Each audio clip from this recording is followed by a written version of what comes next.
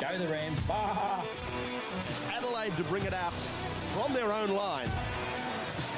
And met by some very willing Auckland defence. And pushed back a couple of metres. Kerrod Wallace just goes from dummy half, picking up Darren Doherty. 25 metres out from his own line.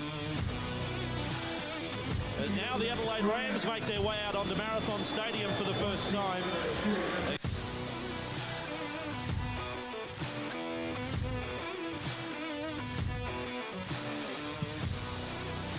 Hello and welcome to the Rampage League podcast. And I was going to say, we've got a really good panel in the studio tonight, but we seem to be down a member, Simon. Yeah, so Shay's off sick. She's in bed with some chicken noodle soup.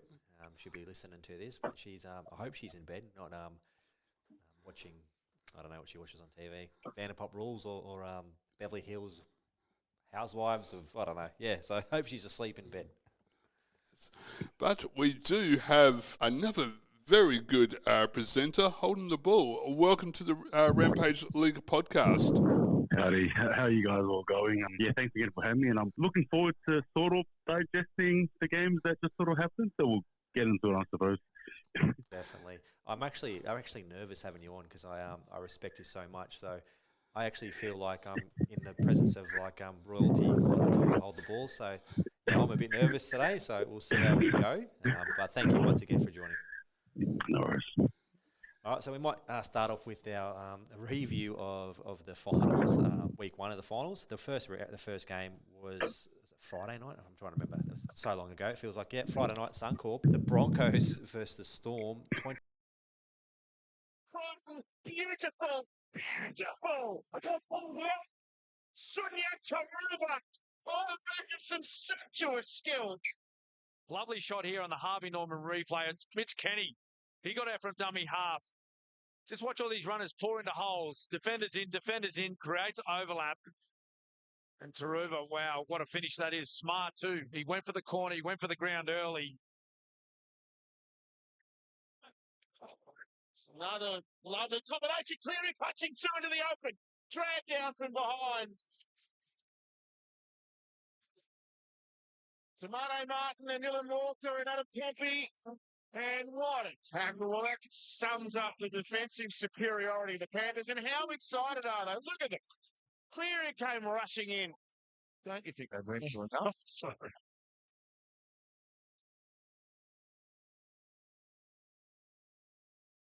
We just parted with the top. He's buried. Into a hole. Dallin gets it. Back on the inside to Uyghur and scoots away. They've got one. They've kept punching away the Warriors, and they're on the ball. Here we go. Barnett goes to the line. Plenty of Panthers in there, but the late offload. And Egan just dishes it straight off to Curran. And then Rocco Berry and Dallin Watene-Zelezniak. We've seen that so many times this year. And he throws it in. He saw jerseys, white jerseys everywhere. And ended up being Wade Egan. Once again, is supported again. That's what we spoke about at the start of the game. They need to offload. They need to back themselves. They did that to score the try there first. 3 metres out now. Peachy spins it. Yo goes to Cleary. They've set up an overlap and Taroon. Still to get another one. It's pretty to watch when they get it right. On the Harvey Norman replay, the ball goes out the back. Just watch Critter. Just holds the ball long enough. Goes underneath the hands of the winger Dallin Watene-Zelezniak. It's brilliant centre play.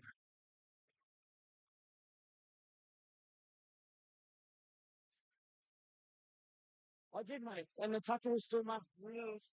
Well, the boys are doing good stuff.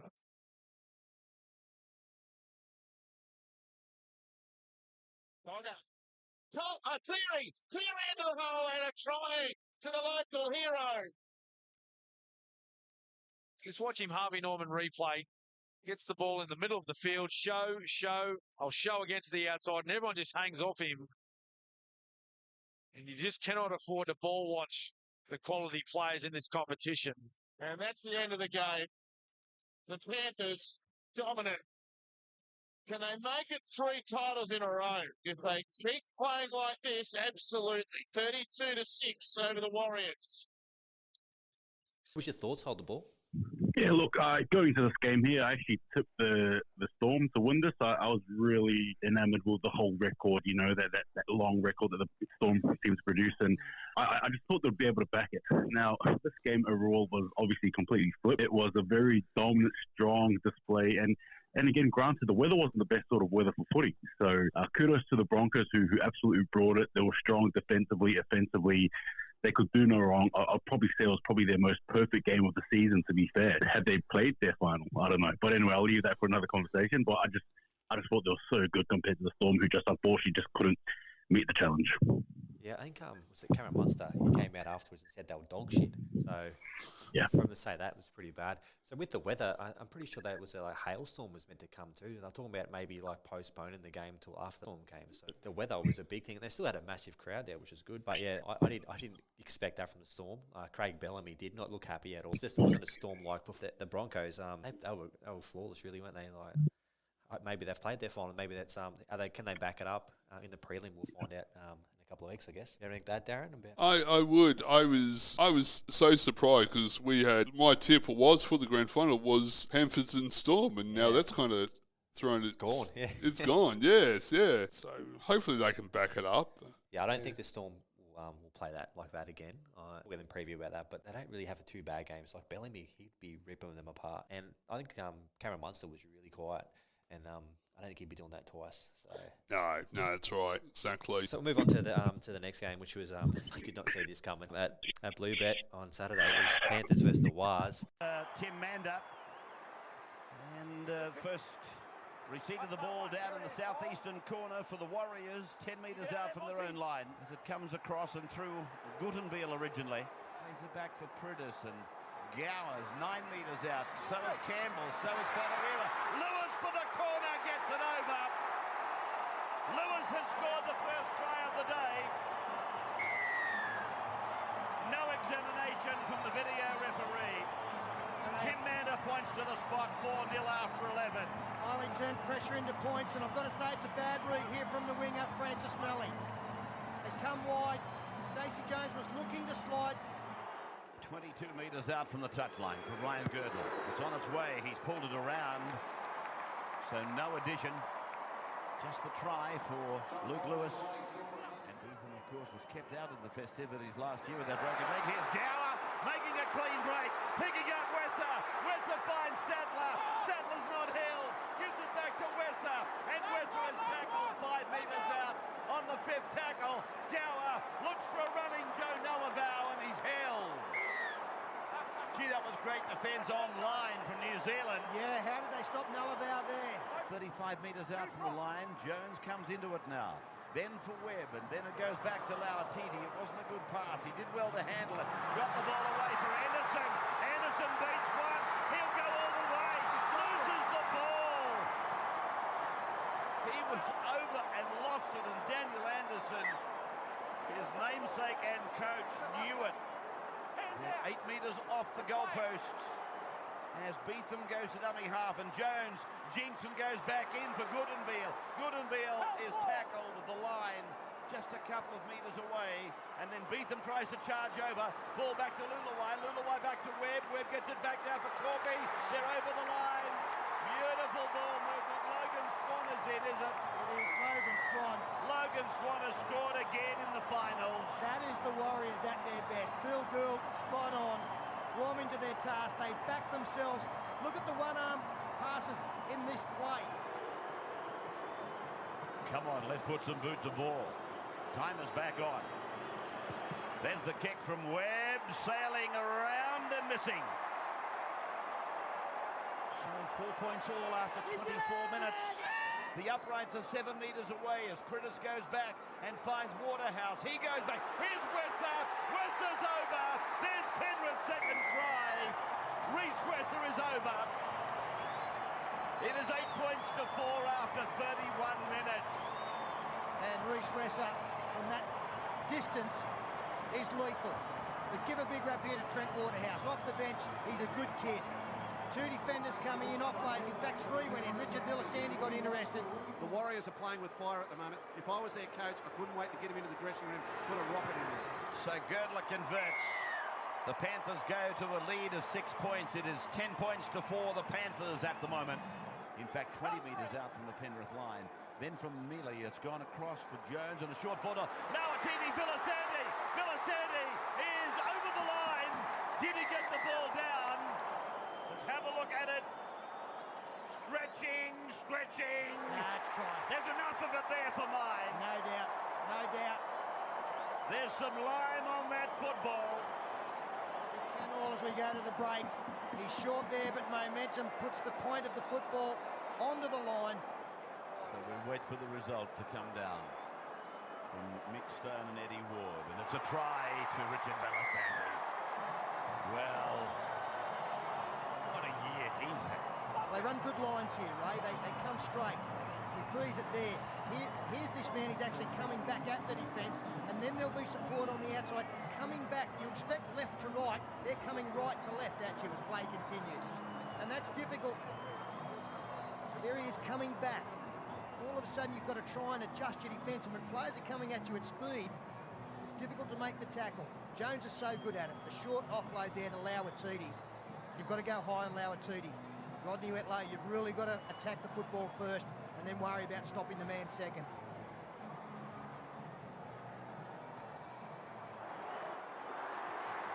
There's the kick from Webb from right in front. And we are back at 10 points all now. Deadlocked at 10 all, Andrew. 10 out from the line. There's a Warrior hurt. It's Villasanti. Now it's with Priddis. Then to Campbell. Campbell double pumps it. And Ross is tackled 2 metres out from the line. Play back to Priddis, and Priddis will go in. Luke Priddis is in. Third try of the day for the Panthers. Well, what a crazy start to this second half. Marcus getting out too quickly, splitting. And Stacey Jones was never going to be able to stop Luke Priddis on his own from there. You've got to stay down low with the man, and you don't move until he's thrown the football. The most dangerous man on the field is the man with the football in his grasp, and that was Priddis. Yeah, they overread it badly there. They were short. 14 to 10. Well, you're obviously not talking to me if you're calling me baby. There's the kick by Girdler converting. It's 16 to 10. The Panthers to the ground, 20 metres out. Good work by the Panthers. Nice ball movement. Then for Gower. And he goes high and he goes across towards Fafili's wing. Oh, Rooney. That might be play on. I think this might be a try for Girdler. It seemed to come off his legs. That is not a knock on. Did it go back off the wing of Rooney? Luke, a kick, Peter. Yeah, onside. Luke Rooney very good under the high ball. In fact, all 4 wingers out there this afternoon are. But Rooney, he's just grabbed it, realised it's the last tackle. He's got to get it back. And I think it has gone back. The hands are away from the football. Girdler, great presence of mind to realise, don't knock on this, keep it on the toe. That's a try. Well, the thing about it is he hasn't dropped it, he's passed it. And the video referee cannot rule on a forward pass. He catches it, and it will be a passing motion. It's a passing motion, therefore it cannot be a knock-on rule on by the video referee. Girdler does well. Composure. Class there. In a tight game, an important moment. Green lights in the background over the frame of John Lane. And the Panthers now looking comfortable at 20 to 10. Conversion attempt for Ryan Girdler. Strikes it, and it is there. So the Panthers boot out to 22 to 10 now. 54th minute. 29 metres out from the line. Jones for Motu Tony. Tony is away. He beat Gower. He comes to Wesser. Loses the ball. No, he doesn't. It goes back to him. Jones. Jones to Torpy. Oh, that is brilliant. Did he get the ball down? Did he get the ball down? We've got Luke Priddis and Brenton Torpy going hammer and tongs. And this is the put down. Oh, yeah, it's down. He put it down 10 minutes ago. This might be an 8-point try. Torpy threw the first one. I think Torpy threw the first one. Although, yeah, I think there was an accidental touch from Luke Prittis, which Torpy misconstrued, and then threw a punch. Have a look at Luke Prittis here. He just gets a touch there. Torpy reacts really against nothing. I think it's just a try and play on, kids. You scored the try and you carried on with it. Okay, now listen. Don't think just because you scored a try in a open slow that you can do what you want. Okay, that's totally unnecessary. And Luke, don't take it in your own hands. We'll look after it. Okay, now listen. We've got a great game here. Little things like that are going to cause penalties and could sway the game. Wait for a moment. Let's keep control of ourselves, and that is totally unnecessary. The try's been scored. There's no problems there. Keep your hands to yourself. Okay, let's go. So you're saying, Tim, you can punch someone up in the face? It was minor. It was minor. The exchange between Tony, well, there's the try being awarded officially. There's no problems there. If you're a Warriors supporter, you've got yourself 4 points. Let's go through it, though. This last exchange between Jones and Tony is most interesting. Tony. Don't forget, this is last tackle, and again, it's come from nothing. The pass and that one, just top draw. Now a huge kick coming up for Brent Webb. Well, just for a moment, I thought Tony might have lost the ball, but no, he intentionally passed it, and then Jones somehow or other found Torpy out. They are both desperate for a grand final berth. Webb is 20 out. He's 12 in from touch. And this one he hits it just across the face of the uprights. So it is 8 points to margin. 1 hour of the game is gone. And a converted try here would just about seal it. Nullivale has scored. Penrith are over again. 26-14. Girdler will attempt conversion. Yeah, you asked Joe Nullivale whether he liked having the week off. He's a guy who couldn't walk from the field against Brisbane, and now he's done what he's done all season. Busted into people, come out the other side, slams the football down. He's been very instrumental in the good things that have happened at Penrith this year, and he's brushed through Torpy and Jones to maybe score the match winner. So, one of Penrith's heroes, Ryan Girdler, from 12 in from touch, and that looks good. Flags are up. And the hopes of the Panthers are up as well. 28 points to 14. Which is quite remarkable. And they've only conceded 1 second half here as well. So they are defending beautifully, although Melly has found an opening. They've got support. Here they come, the Warriors. They're over. The fullback is in, Brent Webb. Right under the crossbar. And it's not over yet, Peter. That just shows. Forget statistics. Don't worry about statistics. Doesn't matter what they've done the last 3 games. What they're doing now is up against a desperate football team who is going to ask questions, and Francis Melly, who's had a fairly unfortunate afternoon, comes up with a good step around Joe Nullivale. Look at the support. He's got Torpy on the far side, Webb on this side. 4's about to become 6. It isn't over. 14 in 14 minutes is now going to become 8 in about 12 minutes, and I think that this young man will have the quickest conversion kick of his life. Have a look at this. He doesn't need to take 3 minutes for a kick. He's ready in 22.1 seconds. World record, personal best, 2 points.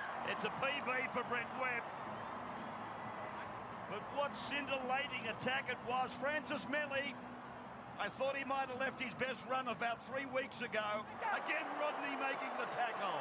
Then it's Torpy. The ball may have been touched by Penrith. They've come back with the ball, though.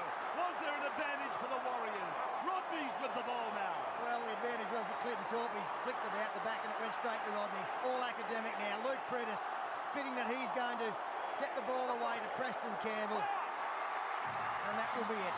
Siren in the background. The second preliminary final is over, and it's been won by Penrith, defeating the New Zealand Warriors. Panthers 32-6. I would love to hear what you've got to say about this side of the ball. Yeah, look, I came to this game here.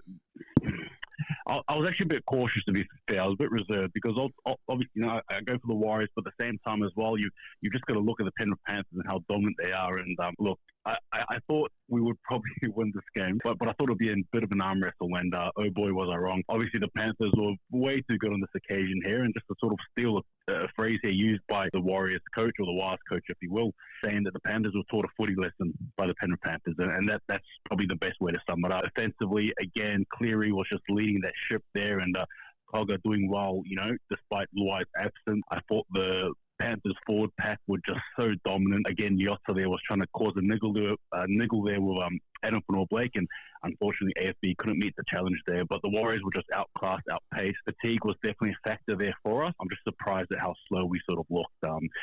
It was just the Penrith Panthers just showing their pure dominance, and I don't like saying this, but they put us in our place there. So that's just a reality check, and that's just the way it went.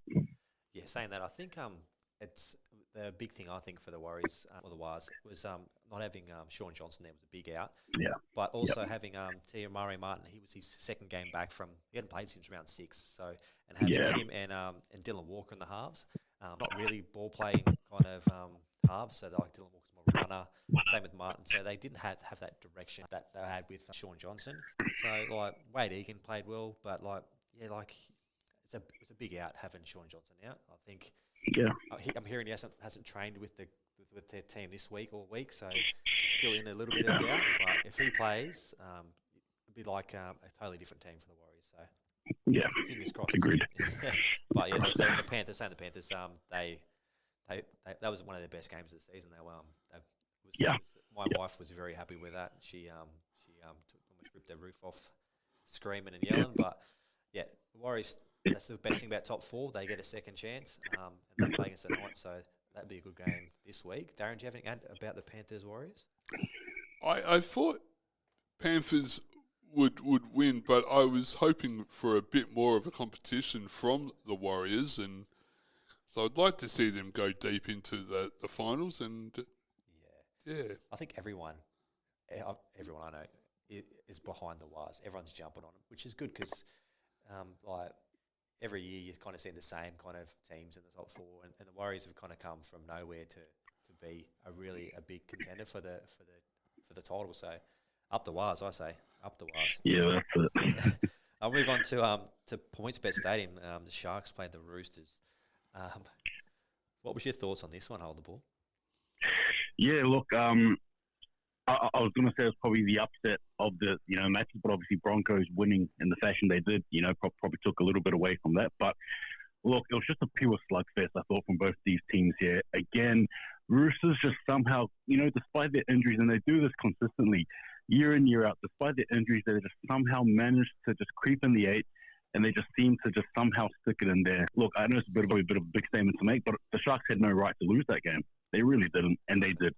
And again, obviously, more problems there. A lot of people looking at Hines, perhaps, the back line, so on and so forth. But again, just kudos to the Roosters who stuck in there. Joseph Manu, I thought, was good for them. Radley, Collins, I love watching him play. But again, just a good team effort there. Tedesco as well. Yeah, you'd be absolutely fuming if you're a Sharks fan, but if you're a Roosters fan, again, you live to fight another day. But I'm just really, I just like seeing the Roosters sort of show a bit of fight there. And good game to watch overall. 100%. So what I've seen with the game, obviously Sharks home ground, they had a big crowd there, and they so it was pretty close early on, and then Tedesco got sent to the bin, and they I think they butchered like 2 tries, the Sharks, when he was off.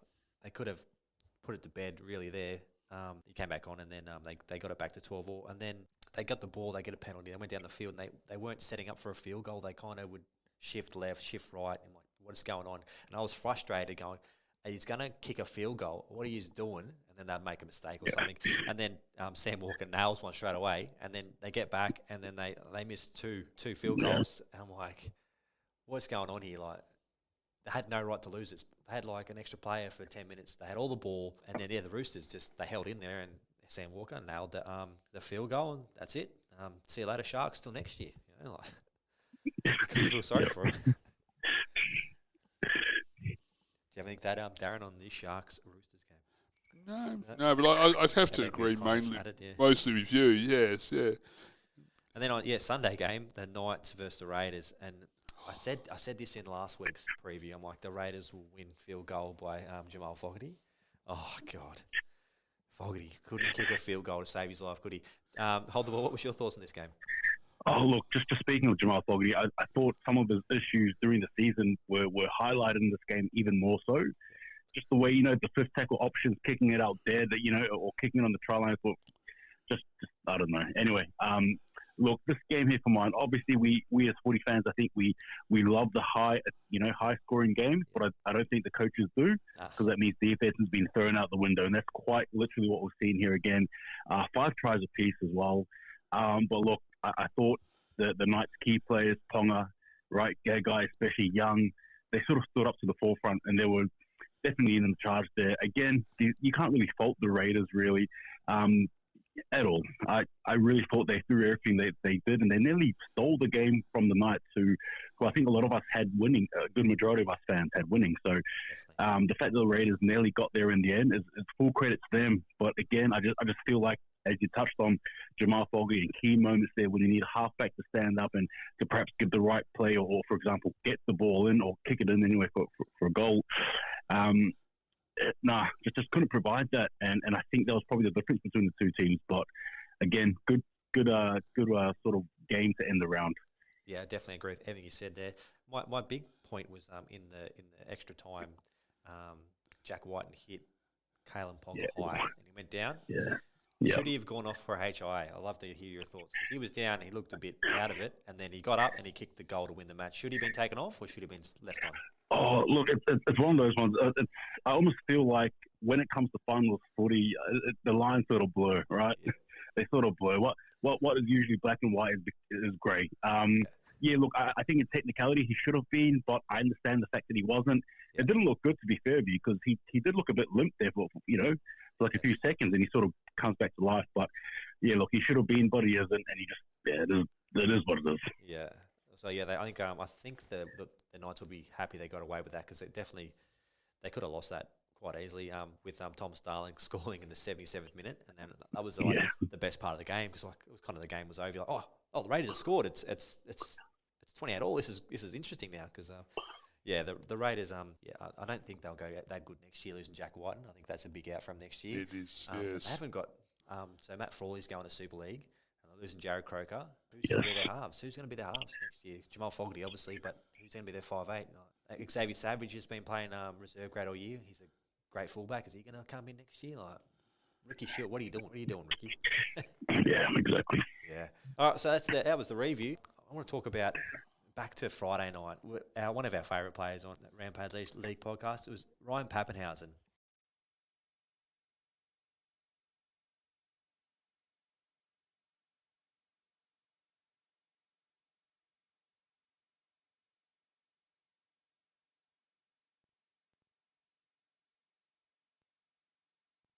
So guys, I got this mate who won't let his girlfriend out of his sight.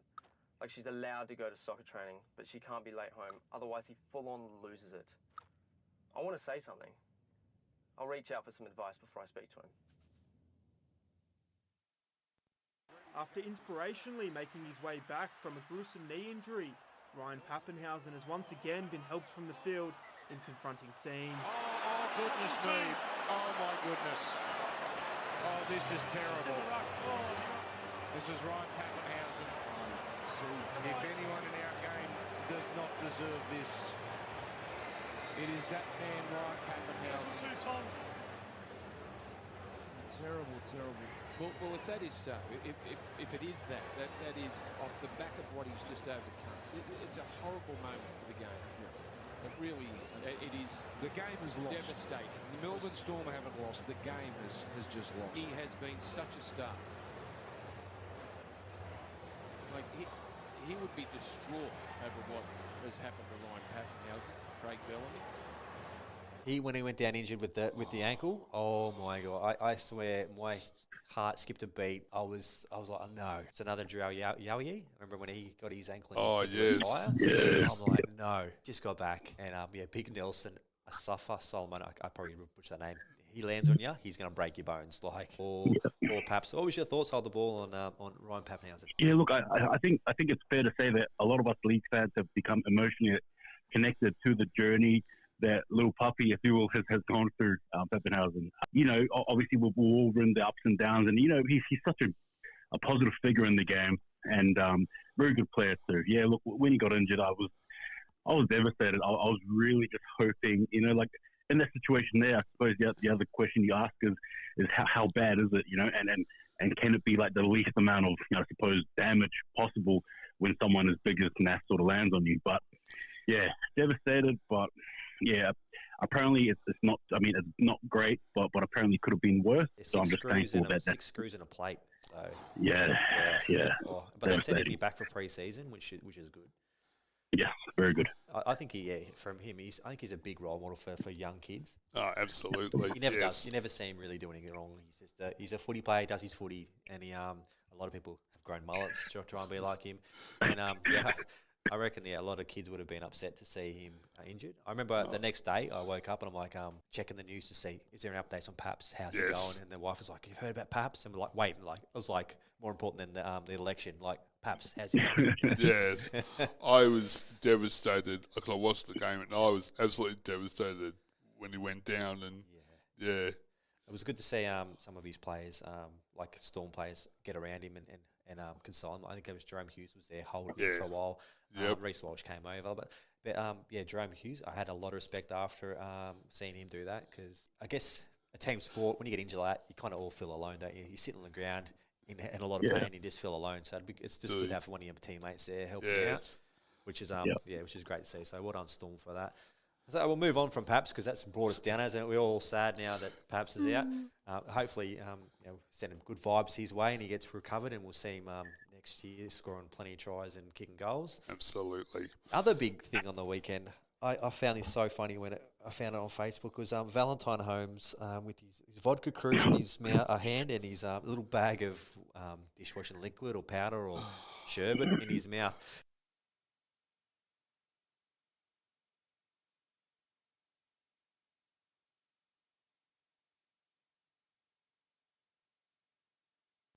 We grow organically here at Boonluck, and we pick when the plants are at their peak. This approach is great for soil and for country. If I can treat those ingredients in the kitchen as well as I do out in the farm, we're winning. Valentine Holmes under investigation by the NRL after a photo posted to his social media account, Michael.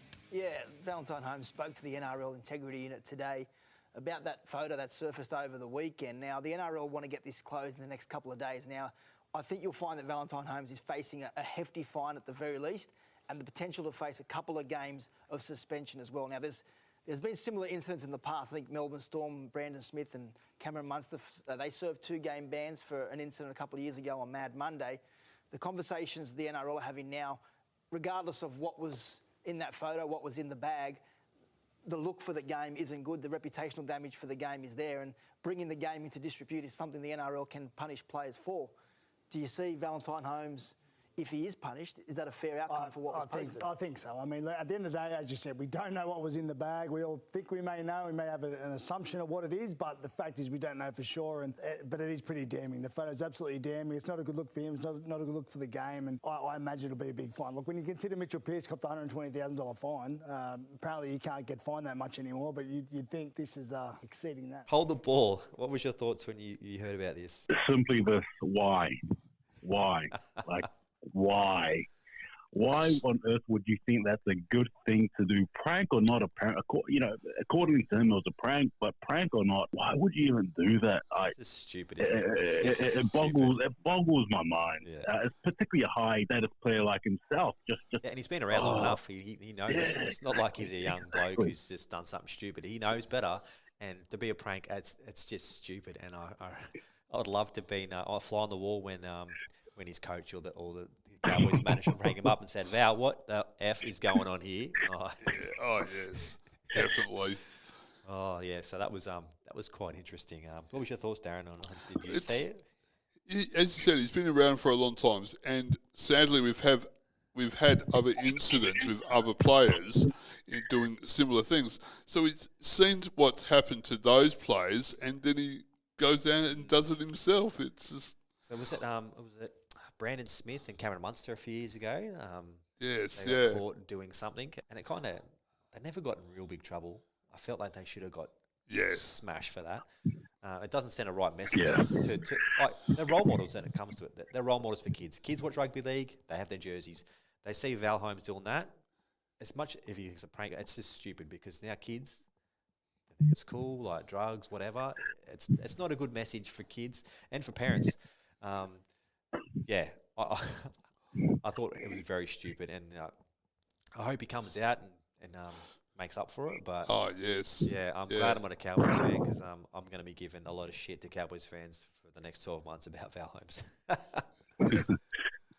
Yeah, all right, we'll go for a quick break and we'll come back with the preview for round two, the finals, week 2. Be right back. Welcome to Osport Radio's sports morning show, where we bring you all the latest updates, analysis and exciting discussions on the world of sports.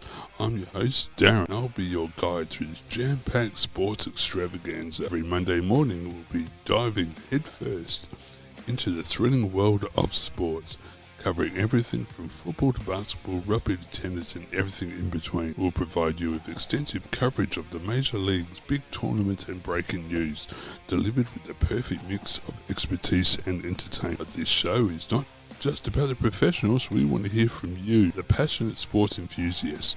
We value your opinions, so don't hesitate to call in, tweet or send us a message via the Viva text line on 0411 983050, and you can also use that number to give us a call. We want this show to be a platform for lively discussions and friendly debates, so get ready to have your voice heard.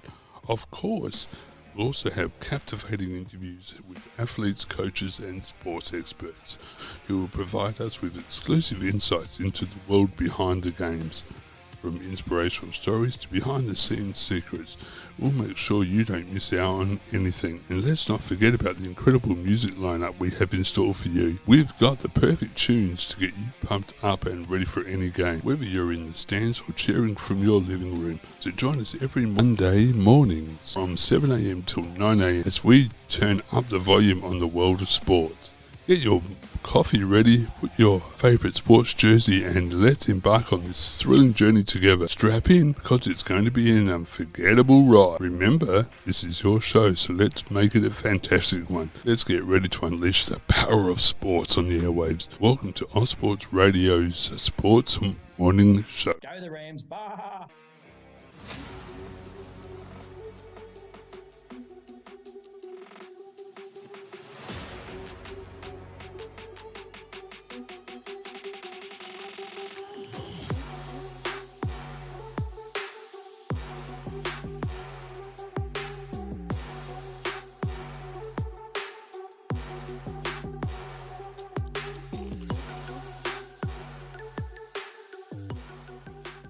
And we're back on the Rampage League podcast. It's Simon holding the ball and Darren tonight, where unfortunately don't have the company of Shay. She's in bed sick tonight, so we send her the best. And we're going to take a look at week 2 of the finals. Yeah, week 2. So Friday night at Amy Park, the Storm versus the Roosters. Should be a good game. Hold the ball. What's your thoughts on this matchup? Yeah, look, I suppose a lot of us league fans sort of know this, right? The Storm really string together 2 full performances, all right? Probably need to clear that straight off the bat. But look, I think this will be a very, I don't know, I would like to see the Roosters bring a bit of fight, but I almost feel like they, to coin the term, played their grand final against the Sharks. That's what I feel like. I really feel like the Storm are going to come into this game here very, very dominant. Again, Justin Olam is in. That's a huge addition to their squad, and like you touched on before, like Cameron Munster, right? He was not pleased with his performance and the general performance of the team, so I expect him and Hughes to absolutely be ready to go guns blazing in this game here. I don't know, like, yeah, my thoughts on this game here. Good luck to the Roosters, but I think it's all Storm from here. I 100% agree with you. The big outs for the Roosters: no Billy Smith, no Manu, and no Swaliti. So that's their back. That's the 3 of their back line gone. They played their final last week. I expect another big game from Tedesco. I'm so happy that Justin Olm's back. Yes. Xavier Coates is obviously out. The other centre, I can't say his last name. Tomapia, something like that. Yeah. He's been playing really good. So he's a big out, but I just love Justin Lom. I think he runs the ball hard. He doesn't take any bullshit. He plays hard and fair. And from what talking about Justin Lom, when he was a kid in PNG, he used to play footy with a Coke can or Coke bottle filled with dirt. He didn't have a footy. So to say coming from PNG to the NRL, like living his dream, playing NRL. Oh yeah. I've got mad respect for him. I think he's a great player, and I'm so excited to see him play. I hope he carves it up.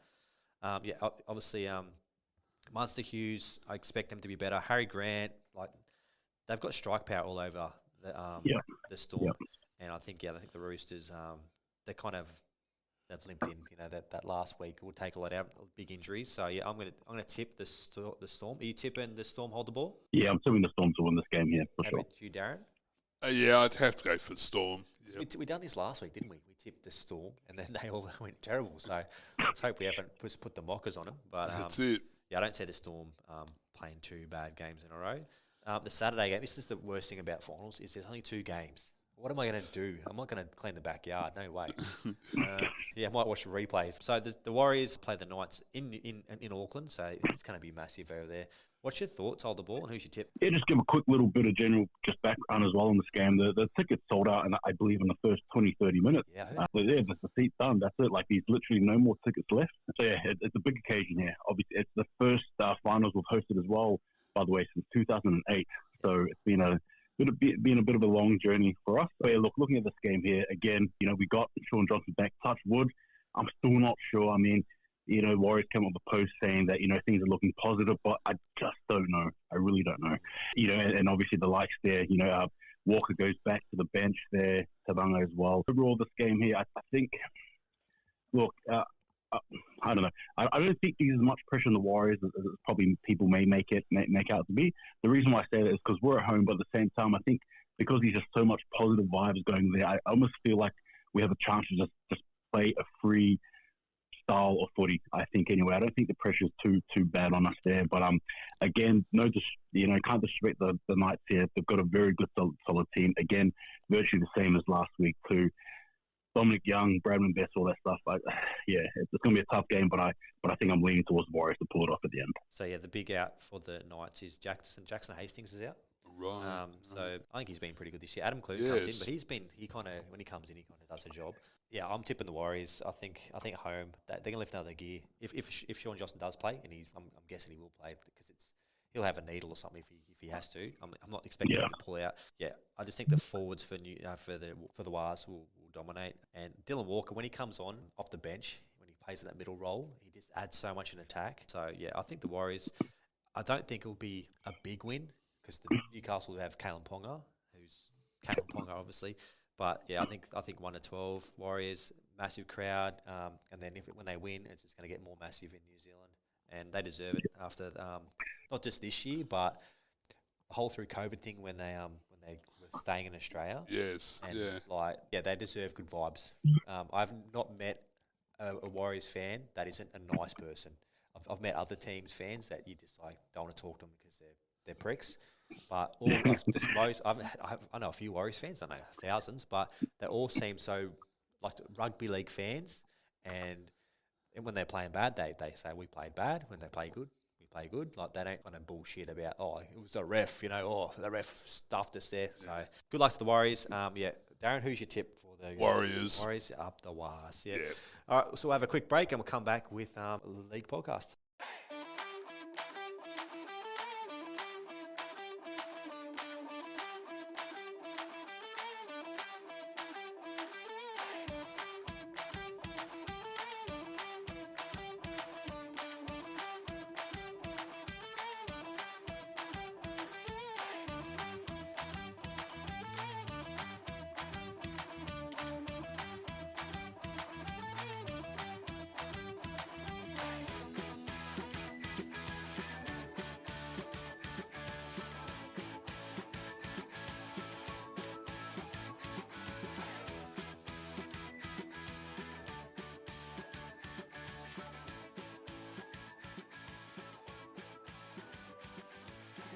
Rampage League podcast. That's what you're listening to with Simon holding the ball and me, Darren. Now, this is going to be interesting. I'm looking forward to this conversation.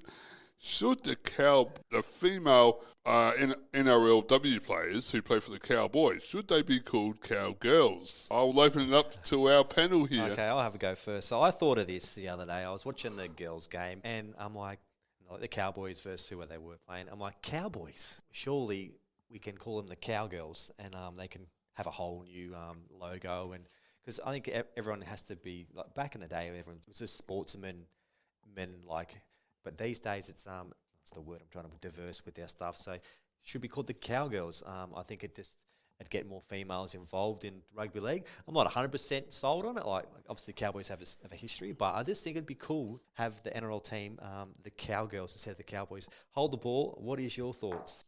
Yeah, look, I think for mine that it should just be leave it as Cowboys. One of the reasons why I think you sort of touched on it just briefly for the history, but I think for mine it's really important to take note of that Cowboys history as well. And obviously, you know, in today's age, you know, equality and gender, which I definitely believe in, but at the same time as well, I feel like, you know, regardless of male or female putting on that jersey for the Cowboys, I think the name should still be there. I wouldn't really change it personally. I really think it signifies, you know, the club's history, but at the same time as well, I suppose progress, right? You know, don't worry about the fact that this girl or guy wearing the Cowboys jersey. I think that the name itself should mean more than just the gender, in my opinion. Yeah. Also, they could also have just maybe a mascot. So you have a cowboy mascot and a cowgirl mascot, and they go around to the kids, and they've got both of them. They'll be the Cowboys, but still have the Cowgirls kind of because it's a girls' team.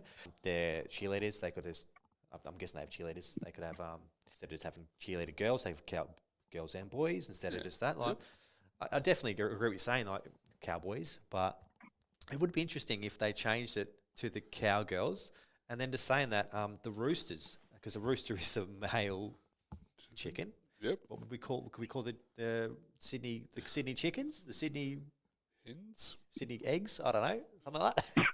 Should we just kick them out all completely, bring back the Rams? That's what I say. Yes. Oh God, I'd do anything to get the Rams back. Absolutely. Yes. Yes. I'm actually surprised in today's culture.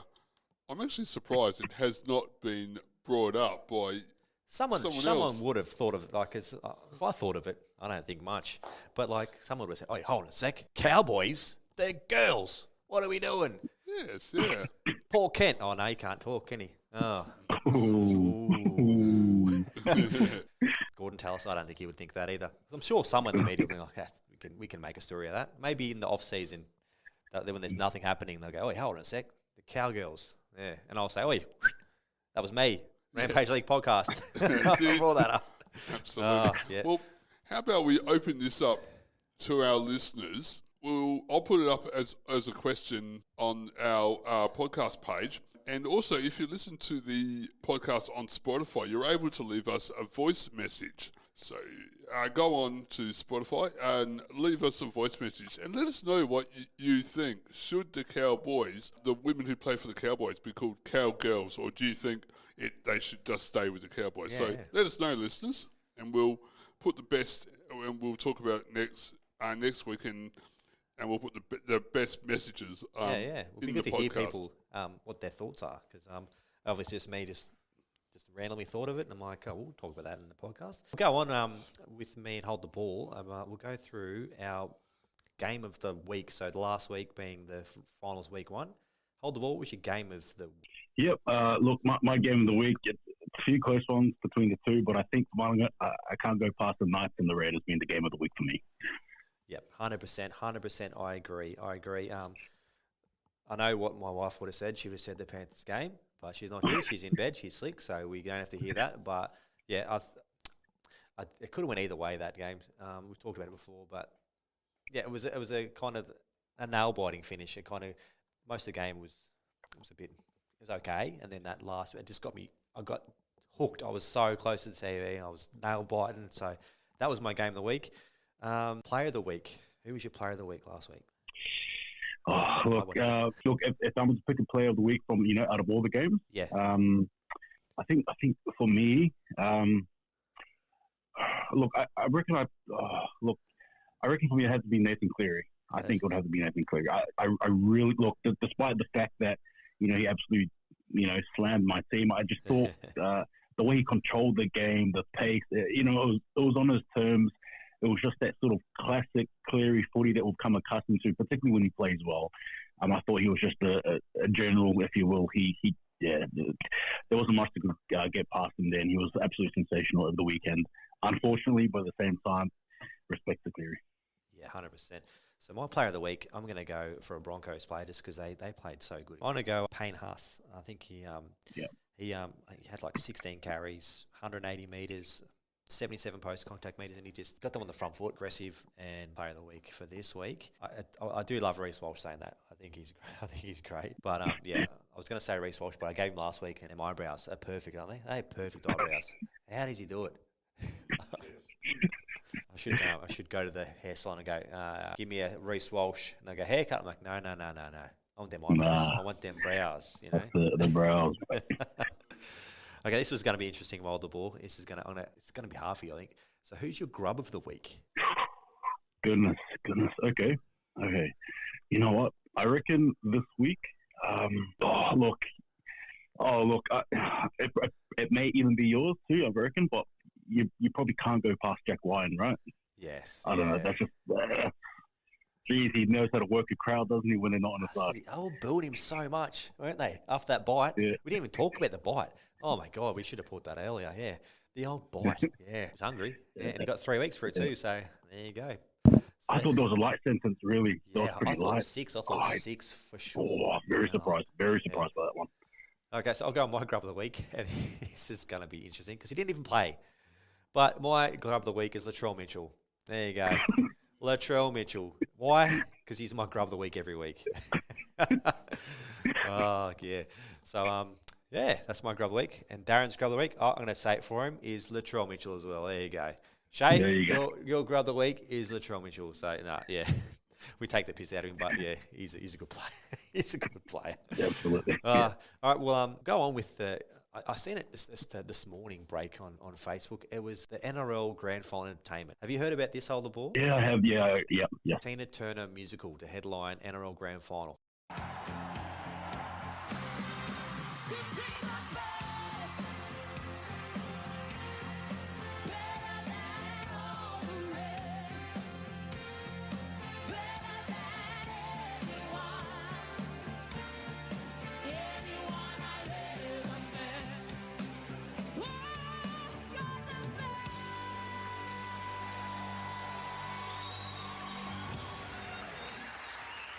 I'm like, come on, what are we doing? AFL have Kiss, one of the greatest rock bands ever. And we have...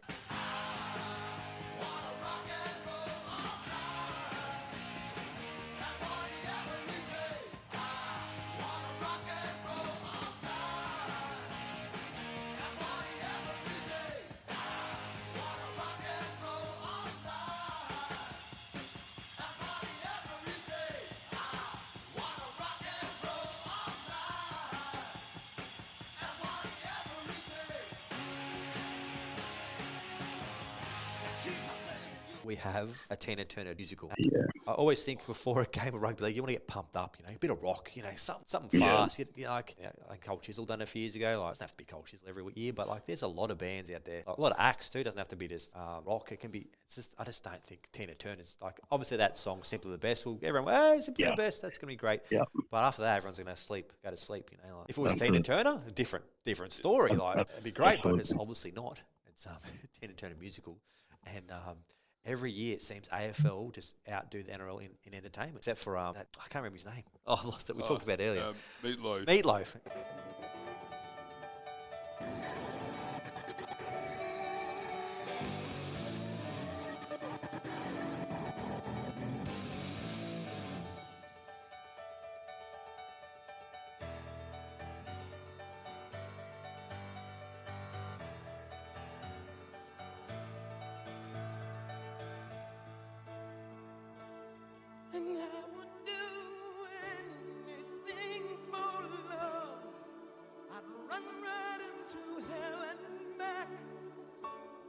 That was the only year that they stuffed it when Meatloaf was on. Did you see that hold the ball when Meatloaf was entertainment? Yeah. Yeah. It's pretty bad. But yeah, I think they could hope it's not just Tina Turner. They pull out something else. I went to the 2020 Grand Final and Amy Shark was the entertainment, and she's good. Like, she was entertaining, but she just didn't get the crowd going. It kind of like people were singing, but it was just really quiet. Who would you have hold the ball? Who would you have as your Grand Final entertainment this year? If you could pick someone and they said you're up, who would you have? I'd love to hear it. You know what? This might be a bit left field, but obviously more the clean music. But I wouldn't mind a bit of Eminem.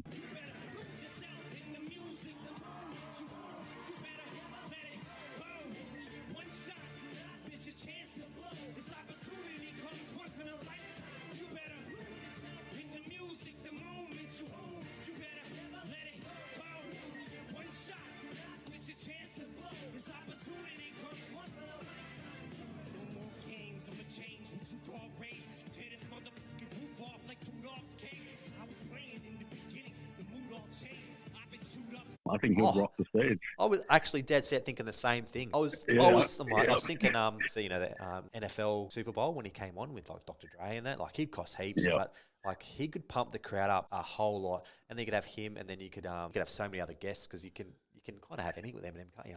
Like, you could very easily, absolutely. Imagine that, Eminem. I'll pull one out for me. Way left of field that no one's going to like. Slipknot.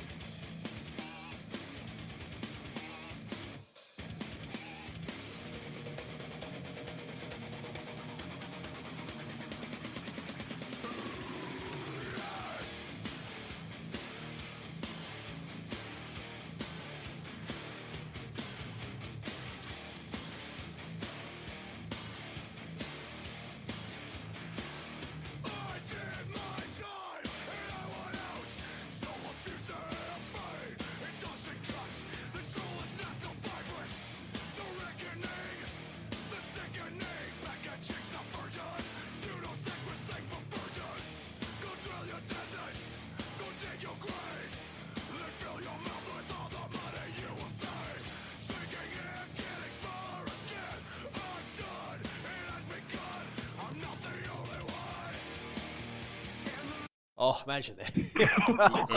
Get your medal on. Well, talking about you were just saying that you were hoping that they'd have other guests. Reading the press release on the NRL website, the entertainment lineup on Grand Final Day also includes 2 performances from Australian rock band King Stingray.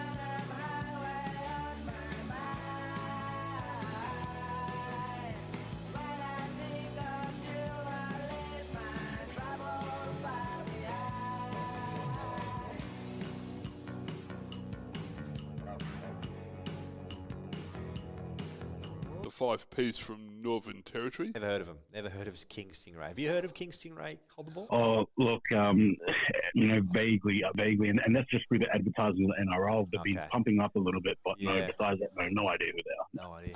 I've got a feeling they're also tied to I think the AFL has been using them for their promotion. And so they'll perform both English and Yolnuju Martha languages. Indigenous language, it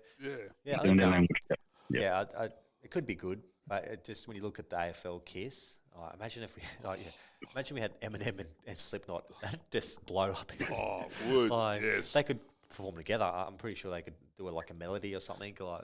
Oh yeah. And it'd get you pumped because most people love Eminem. I don't really know many people. I think a lot of people know who Slipknot are. Like, they wouldn't know all their songs, but there's a few songs that people would probably know. and it'd get people revved up for a WA's Grand Final victory, I think. Yeah. Just leaving entertainment for a sec. How do you feel about having the NRLW Grand Final on the same day? I think that's great. I think that's really good. The girls, I watch most of the girls' game because I think this year it's been so good to watch, and they don't get big crowds really. Like I think the NRL have kind of the scheduling of them games has been a bit poor because sometimes it's just an NRL game and there's nothing else on, so no one's going to NRLW and no one's going to really go watch it. If they have a doubleheader, I think for the grand final, if they're going to have hopefully half the grand full, and they deserve it because it's been entertaining. Like it's been so far the season's been great. Like the Roosters are up near the top. They've had it's a lot closer than I expected. What's your thoughts? Hold the ball on the women's game. Yeah, in the grand final. Yeah, look, the aim is for more exposure and more eyes, and there's no other place, right, for to be then obviously to sort of come under the the men's NRL final there. So I'm all for it. I think it'd be good, and yeah, like you said, the women would have definitely deserved it there. So why not? It'd be a good experience for them. 100%. And the best part about the NRLW teams is you look at the ladder and you look right down the bottom. Parramatta. That's all I'm happy about. Last. Yep. I love seeing that. Yes. One win. It's so good. Wow. It's funny. I was looked the other day when they played. I was like, I should put a cheeky bet on them because they haven't won a game. And I'm like, nah, they won't win. And they won. I was like, they're paying like $7. I could have won a couple of bucks there. But yeah, it'd be good to watch it's like a build up. Watch NRLW, build you up, have this musical come on, put everyone to sleep, and then bring out the big guys. And hopefully by then, obviously, the Wires will be in there, and hopefully the Panthers, I'm hoping. But yeah, don't count the chickens yet. They've still got to win the prelim. That's it. Definitely. Yeah, so that pretty much brings it up for our podcast. Thanks, Hold the Ball, for dropping by. Do you want to just give your Facebook and your Instagram and your YouTube page a bit of a plug? Yeah, look, you can find me Hold the Ball on my YouTube, as well as Twitter and Instagram. Again, Hold the Ball. Rugby league content mainly, a little bit of AFL on the side, but yeah, mainly rugby league. So follow me there, and I'm looking forward to actually doing more collabs with you guys. And I enjoy the stuff you do there, Rampage Podcast for sure. Definitely, and when you're in Adelaide next week, we better catch up for a beer because we meant to do that when Origin came around, but you got COVID, so ruined a lot. Yeah. But yeah, definitely, if you listen to Hold the Ball, his podcast and his YouTube, even his Facebook, he's just very knowledgeable on rugby league, and we're very honoured to have him on the Rampage League podcast, and hopefully we'll see you again next week, and we'll have Shay back next week, so pay yourself for the Panthers. Also, make sure, I'm going to tell you again, jump on that petition and sign the petition. Check us out on Facebook. We've got the Jumbuck Army Facebook group, so you can join that, and just support rugby league in South Australia. If you're in South Australia, I've seen it around, wear your jerseys. If you want to talk to us, send us a message, and we can get just one of them Rampage shirts, get them nice and cheap for you, so it won't be too expensive. Oh yeah, Hold the Ball, I'll send you one too. I'll give you a Rampage League podcast shirt coming to your house shortly. Love it, absolutely. All right, thanks for joining us, guys. Darren, you have anything to add before we go? No, just thanks, listeners, and yeah, just make sure you listen to the podcast on Spotify and let us know what your thoughts about the Cowboys or Cowgirls. Yeah, have a good weekend, guys. I'll have a good week, and I'll see you all next week. Up the Wars. Go the Rams. Adelaide to bring it out from their own line. And met by some very willing Auckland defence. And pushed back a couple of metres. Kerrod Walters just goes from dubbing half to pick up Darren Doherty. 25 metres out from his own line. As now the Adelaide Rams make their way out onto Marathon Stadium for the first time.